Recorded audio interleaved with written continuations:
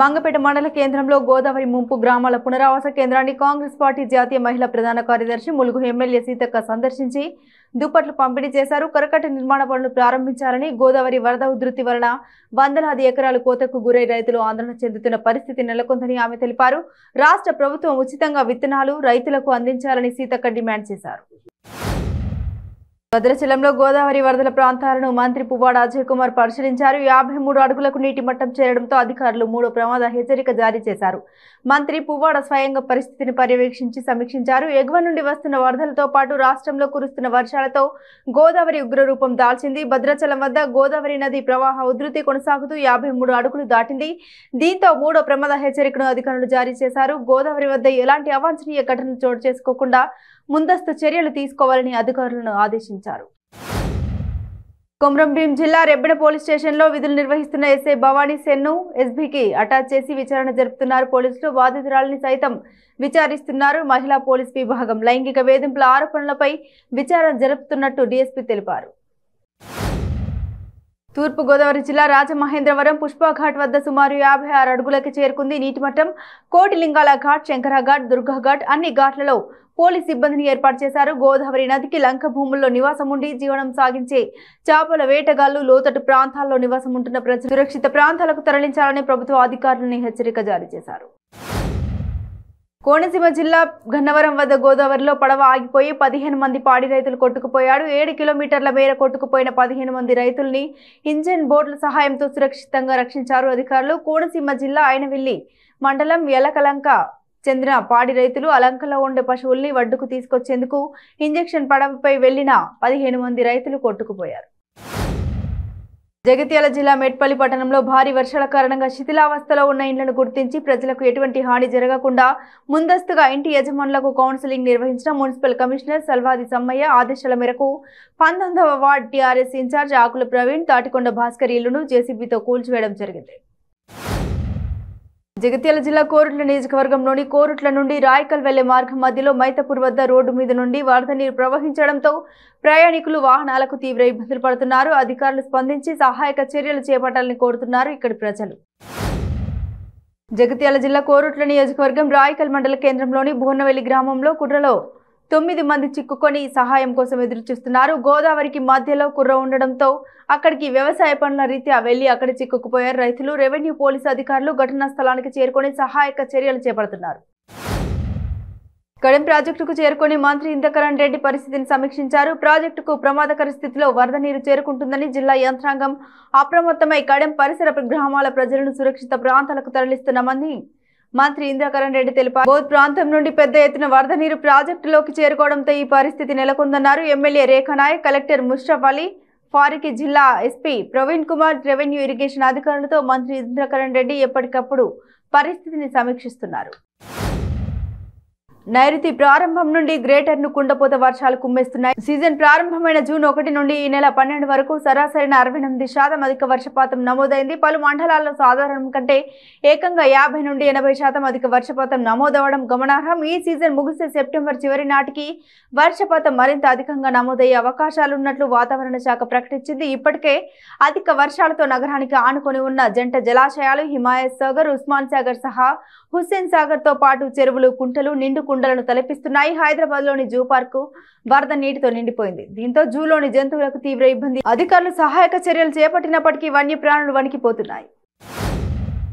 CPI party Mandamarri కార్యాలయంలో జిల్లా మహాసభల పోస్టర్స్ విడుదల చేయడం జరిగింది. ఈ కార్యక్రమానికి సిపిఐ రాష్ట్ర సమితి సభ్యులు రామడుగు లక్ష్మణ్, సిపిఐ జిల్లా కార్యవర్గ సభ్యుడు భీమనాథుని సుదర్శన్ ముఖ్య అతిథిగా పాల్గొన్నారు. ఈ సందర్భంగా వారు మాట్లాడుతూ ఈ నెల 23, 24 తేదీల్లో మంచిర్యాల జిల్లా సిపిఐ 3వ మహాసభలు నిర్వహించడం జరుగుతుందని, 23న భారీ ప్రదర్శన, బహిరంగ సభ, 24న ప్రతినిధుల సభ నిర్వహించడం జరుగుతుందని తెలిపారు. ప్రతి ఏడాదిలో విశాఖ సింహాచలం గిరి ప్రదక్షిణకు ప్రత్యేకత ఉంటుంది. నిత్యం భక్తుల చేత పూజలు అందుకుంటూ కటాక్షించే అప్పన్న స్వామి కొలువు తీరిన సింహగిరి చుట్టూ ప్రదక్షిణ చేస్తే భూమండలం చుట్టూ ప్రదక్షిణ చేసినంత పుణ్యం సిద్ధిస్తుందని భక్తుల ప్రగాఢ విశ్వాసం. కానీ కరోనా కారణంగా రద్దు అవుతూ వచ్చిన గిరి ప్రదక్షిణకు ఈసారి మాత్రం భక్తులు భారీగా తరలివచ్చి అప్పన్న స్వామిని దర్శించుకుంటున్నారు. సుమారుగా 32 కిలోమీటర్ల పాటు ఉండే సింహగిరి చుట్టూ ప్రదక్షిణలో పాల్గొన్న భక్తులు స్వామి నామస్మరణతో ముందుకు సాగుతున్నారు. గత 4 రోజులుగా కురుస్తున్న వర్షాల కారణంగా కూలిపోయిన పాత ఇండ్ల వారికి అలాగే ఇబ్బంది పడుతున్న కుటుంబాలను పరామర్శించి వారికి బాసటగా నిలిచి 25 కిలోల బియ్యం మరియు నెలకు సరిపడా నిత్యావసర సరుకులు Metpalli friends welfare charitable trust ఉచితంగా అందించడం జరిగింది. కవిత అనే మహిళ ఉంటున్న ఇల్లు వర్షంతో తడిసి కూలిపోవడంతో స్థానికంగా ఉన్న స్కూల్లో ఆశ్రయం పొందుతుంది. అలాగే అజీరా అనే మహిళ వర్ష ప్రభావంతో ఆర్థికంగా ఇబ్బంది పడుతోంది. విషయం తెలుసుకున్న ట్రస్ట్ సభ్యులు 2 కుటుంబాలని పరామర్శించి సహాయం అందించడం జరిగింది. తూర్పుగోదావరి జిల్లా గోదావరి నదిలో సీతానగరం మండలం కోటికేశ్వరం గ్రామానికి చెందిన మణికంఠ అనే యువకుడు నిన్న సాయంత్రం గోదావరిలో స్నానానికి దిగి ప్రమాదవశాత్తు నది ప్రవాహం ఎక్కువగా ఉండడం వల్ల ప్రవాహ ఉధృతికి కొట్టుకుపోయాడు. ఈ రోజు ఉదయం కోటి లింగాల ఘాట్ వెంబడి మృతదేహం కొట్టుకొని వెళ్తుంది. ఇది గమనించిన స్థానికులు కుటుంబ సభ్యులు మృతదేహాన్ని బయటకు తీయాలని ప్రయత్నించినా సాధ్యం కాలేదు. చివరకు ఎన్డీఆర్ఎఫ్ సహాయంతో మృతదేహాన్ని వెలికితీశారు. ఏటీఎం కేంద్రాల వద్ద మాటు వేసి సహాయం అడిగే వారికి మస్కా కొట్టి ఖాతాలో నగదును దోచేస్తాడు. ఇలా 1, 2 కాదు, ఏకంగా 9 కేసుల్లో నిందితుడైన తెర్ల మండలం సతివాడకు చెందిన అక్కిరెడ్డి శ్యామ్ను విజయనగరం జిల్లా రాజం పోలీసులు పట్టుకున్నారు. సంతకవీటి మండలం తాలాడుకు చెందిన పిన్నింటి సుగుణ జూన్ 28న రాజంలోని ఎస్బీఐ ఏటీఎం నుండి డబ్బులు డ్రా చేసేందుకు వచ్చారు. కార్డు ఎలా వాడాలో తెలియక అక్కడే ఉన్న శ్యామ్ సహాయం కోరారు. ఆమెకు 5,000 డ్రా చేసి ఇచ్చిన అతను కార్డును చాకచక్యంగా మార్చేసి వేరేది ఇచ్చాడు. తర్వాత ఆ కార్డుతో 20,000ను వివిధ ఏటీఎంల నుండి లాగేశాడు. ఈ నెల 8న విషయం తెలుసుకున్న ఆమె రాజాం పోలీసులకు ఫిర్యాదు చేయడంతో సీసీ ఫుటేజీని పరిశీలించి నిందితుడిని గుర్తించారు పోలీసులు. ఏలూరు జిల్లా పోలవరం ప్రాజెక్టును గోదావరి వరద పరిస్థితిని నీటిపారుదల శాఖ మంత్రి అంబటి రాంబాబు పరిశీలించారు. అనూహ్యంగా గోదావరికి పెద్ద ఎత్తున వరద వచ్చిందని ఆయన తెలిపారు. భారీ వరదతో ప్రాజెక్టులో ఇబ్బందికర పరిస్థితి ఏర్పడిందని, ఎగువ కాఫర్ డ్యాం నుండి వరద నీరు రావడంతో డయాఫ్రమ్ వాల్ దెబ్బతిన్నదని అభిప్రాయం ఉందని మంత్రి అంబటి రాంబాబు తెలిపారు. ఆంధ్రప్రదేశ్లో గుడ్ మార్నింగ్ సీఎం సార్ క్యాంపెయిన్ను జనసేన చేపట్టింది. ఈ హ్యాష్ట్యాగ్తో ప్రజా సమస్యలను తీసుకొని ప్రజల్లోకి వెళ్లేందుకు జనసేన సిద్ధమైంది. మరీ ముఖ్యంగా రాష్ట్రంలోని రోడ్ల దుస్థితిపై ఆందోళనకు జనసేన ఈ కార్యక్రమాన్ని ఎంచుకున్నది. ఇటీవల కాలంలో జనసేన వినూత్న కార్యక్రమాలను చేపడుతుంది. కౌలు రైతులకు భరోసా కార్యక్రమాన్ని చేపట్టారు. 4 ఆదివారాల పాటు ప్రజా సమస్యలను తెలుసుకునేందుకు జనవాణి చేపడుతున్నారు. ఈ కార్యక్రమంలో జనసేనాని పవన్ కళ్యాణ్ స్వయంగా పాల్గొంటున్నారు. తాజాగా గుడ్ మార్నింగ్ సీఎం సార్ అనే హ్యాష్ట్యాగ్తో డిజిటల్ క్యాంపెయిన్ కార్యక్రమానికి రూపకల్పన చేశారు.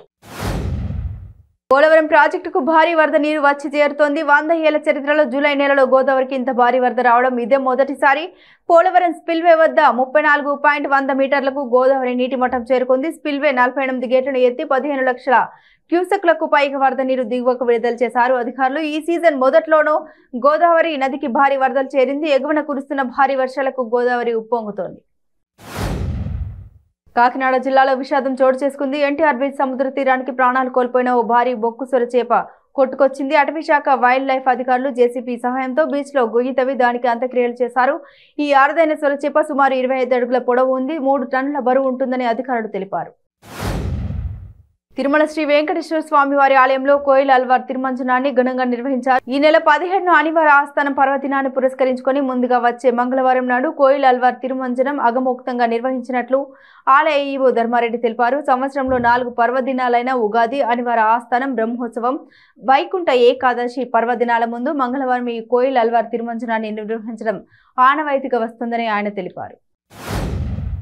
తిరుమల శ్రీవారిని మాజీ మంత్రి కొడాలి నాని స్వామివారి సేవలో పాల్గొని మొక్కులు చెల్లించుకున్నారు. అనంతరం రంగనాయకుల మండపంలో వేద పండితులు వేద ఆశీర్వాదం అందించగా ఆలయ అధికారులు పట్టు వస్త్రంతో సత్కరించి స్వామివారి తీర్థ ప్రసాదాలు అందజేశారు. ఈ సందర్భంగా కొడాలి నాని మాట్లాడుతూ తన కుటుంబ సభ్యులు, నియోజకవర్గ ప్రజలు, సీఎం జగన్ కుటుంబ సభ్యులు, రాష్ట్ర ప్రజలు సంపూర్ణ ఆరోగ్యంతో ఉండాలని, వైసీపీ ప్రభుత్వం బాగుండాలని ఆ శ్రీనివాసుని ప్రార్థించినట్లు ఆయన తెలిపారు.